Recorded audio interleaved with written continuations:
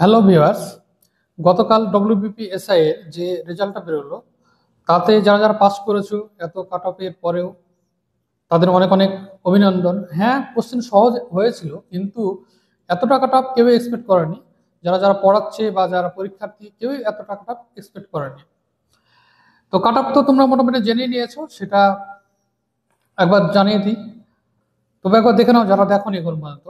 আনরিজার্ভে 150.5, EWS এ 96.5, SC 129, ST 100, আর OBC A 135.5, আর ওবিসি বি 134।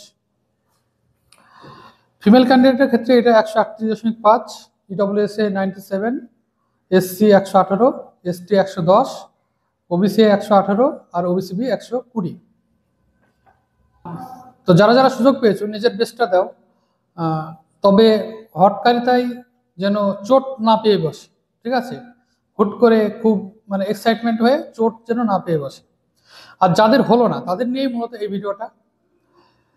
আমরা জানি কোশ্চেন সহজ হয়েছিল, ঠিক আছে, সেই হিসাবে কাট অফ একটু বাড়বে সেটা সবাই অনুমান করেছিল, কিন্তু এত বাড়বে এটা অনুমান করেনি। তবে তবু তো এর মধ্যে পাচ্ছে না 150.5, মানে 75% নাম্বার, নট এ জোক।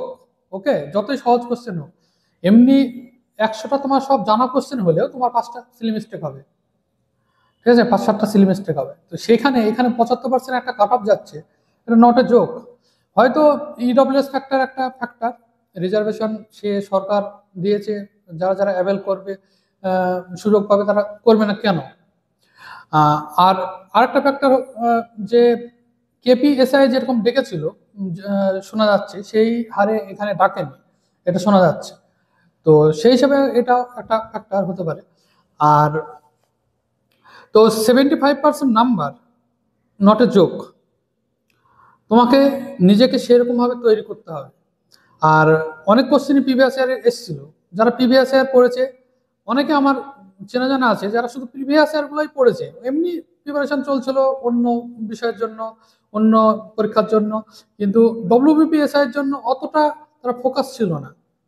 শুধু ওই পরীক্ষার 1 মাস আগে থেকে প্রিভিয়াস ইয়ারের কোশ্চেন গুলো সলভ করতো, সেখান থেকেই অনেক কোশ্চেন তারা পেয়ে গেছে। আর এমনি জেনারেল নলেজ তাদের থেকে কিছু পেয়েছে, দিয়ে পাস হয়ে গেছে।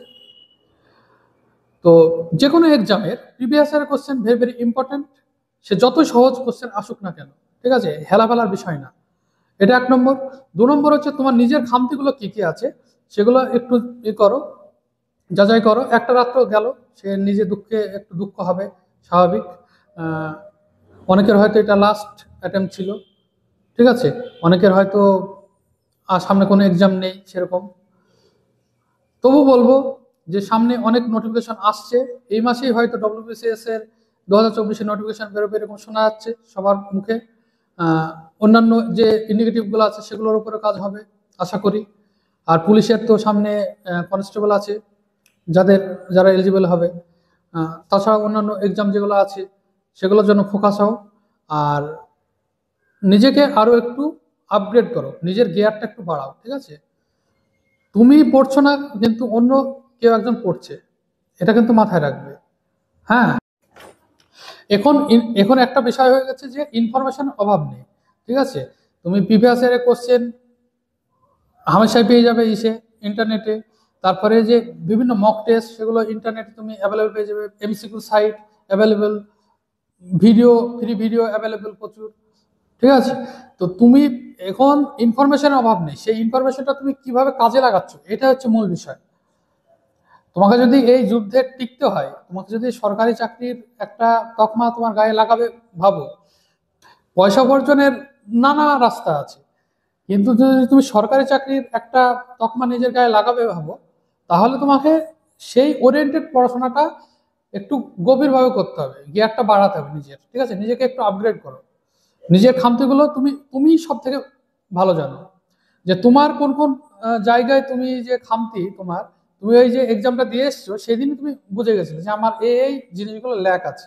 বা তুমি যে কোনো একটা মক টেস্ট নিয়ে বসে যাও, তুমি নিজেই জানতে পারবে যে তোমার কোন কোন জায়গায় তোমার খামতিটা এখনো রয়ে গেছে। তো সেই অনুযায়ী নিজেকে আপগ্রেড করো। আর ফোকাস হও, একটু ফোকাসড হও। আর পড়াশোনার একটা কন্টিনিউটি যেন বজায় থাকে, প্রত্যেকদিন একটা যেন কন্টিনিউটি বজায় থাকে। এমন যেন না হয় যে একদিন 10 ঘন্টা পড়লাম, একদিন 2 ঘন্টা পড়লাম, এমন যেন না হয়। আর এটা হয়নি তো কি হয়েছে, হবে। এটা হয়নি তো কি হয়েছে, হবে। তো অনেক সময় নিজের বেস্টটা দিয়েও হয় না, দেখা গেল অনেকে 1 নম্বর বা 2 নম্বরের জন্য কেটেছে, ঠিক আছে, কিন্তু দেখবে যে তুমি এর থেকে ভালো কোনো ফল ভবিষ্যতে পাচ্ছ। আমি আমার উদাহরণ দিয়ে বলি, ডব্লিউবিপিএসসি ক্লার্কশিপ 2019 ক্লার্কশিপে আমার প্রিলিমসের মার্কস ভালোই ছিল, মোটামুটি ওই 84 না 5 এরকম ছিল। আর মেন্সে গিয়ে নাম্বারটা কমে গেল। ডেসক্রিপটিভে কিরকম খাতা দেখা হয়েছিল সেটা তোমরা ভালোভাবে জানো। তো সেখানে নাম্বারটা কমে গেল, আর আনরিজার্ভ ক্যাটাগরি যেহেতু, তো আলটিমেটলি হলো না। ওই 134 মতন টোটাল হয়েছিল, 139 মনে হয় কাটা হয়েছিল, তো আলটিমেটলি হলো না।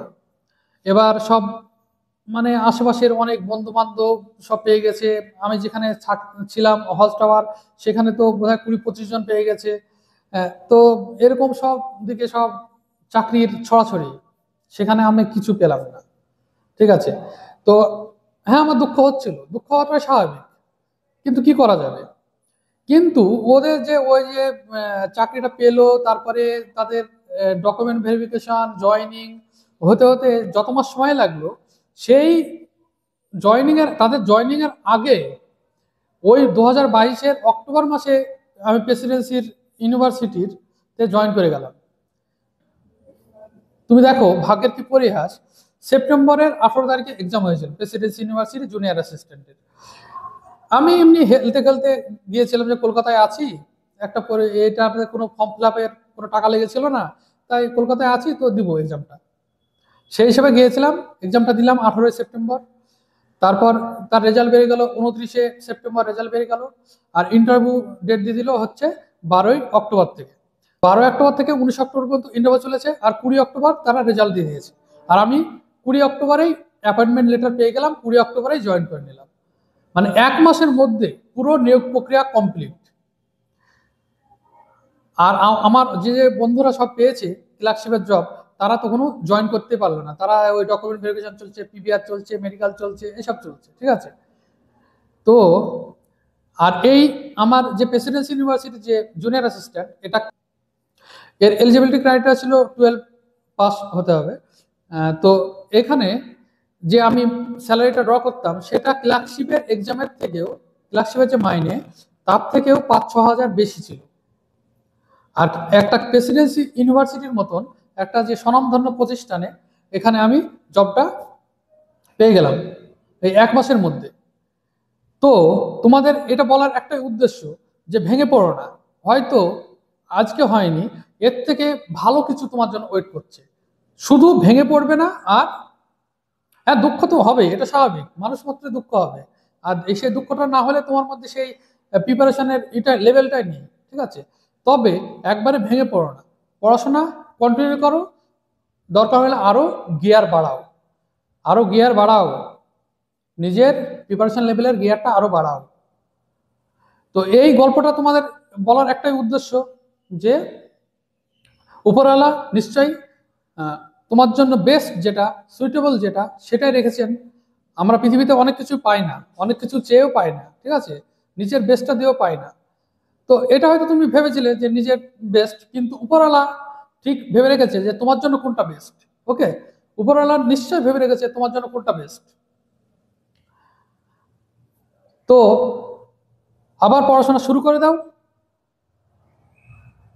বেস্ট উইশেস রইল, আগামীর জন্য বেস্ট উইশেস রইল। আর আমি আমার তরফ থেকে ফ্রি ভিডিওর মাধ্যমে যতটা পারি তোমাদের হেল্পের জন্য আছি, বিভিন্ন রকমের ভিডিওর মাধ্যমে, ডব্লিউবিসিএস থেকে শুরু করে পুলিশ, স্ট্যাটিক জিকে থেকে শুরু করে সবকিছুতে আমি আছি তোমাদের পাশে।